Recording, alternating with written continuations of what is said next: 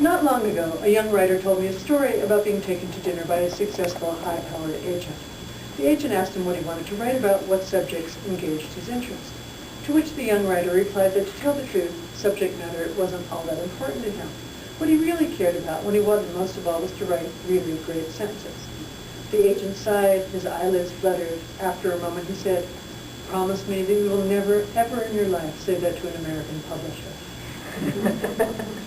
Part of what makes this story so funny and poignant, aside from the gratuitous swipe at American publishers, is that many writers might well say the same thing.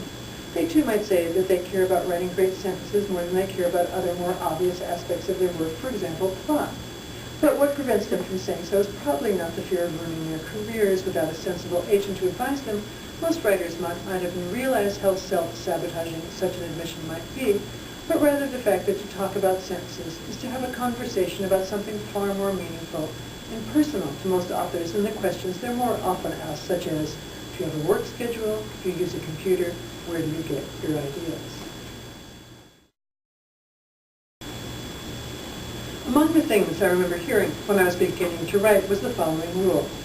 You shouldn't and actually can't make fictional dialogue, conversation on the page, sound like actual speech. The repetitions, meaningless expressions, stammers, and nonsensical monosyllables with which we express hesitation, along with the cliches and banalities that constitute so much of everyday conversation, cannot and should not be used when our characters are talking. Rather, they should speak more fluently than we do, with greater economy and certitude. Unlike us, they should say what they mean, get to the point, avoid circumlocution and digression. The idea, presumably, is that fictional dialogue should be an improved, cleaned up, and smoothed out version of the way people talk. Better than real dialogue.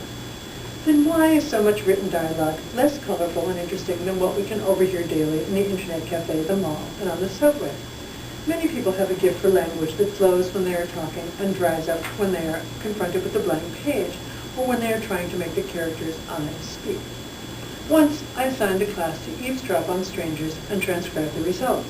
I decided to try it myself in a university coffee shop.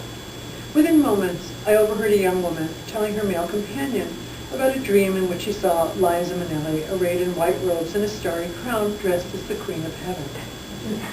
This is the old Liza Minnelli. What made the conversation doubly engaging was that the girl seemed to be romantically attracted to her friend, and was using her story as a means of seduction, unaware that he was, insofar as I could tell, gay. This fact was not unrelated to his lively interest in Liza Minnelli. Yet another connection that his companion was preferring not to make. Like this one, most conversations involve a sort of sophisticated multitasking.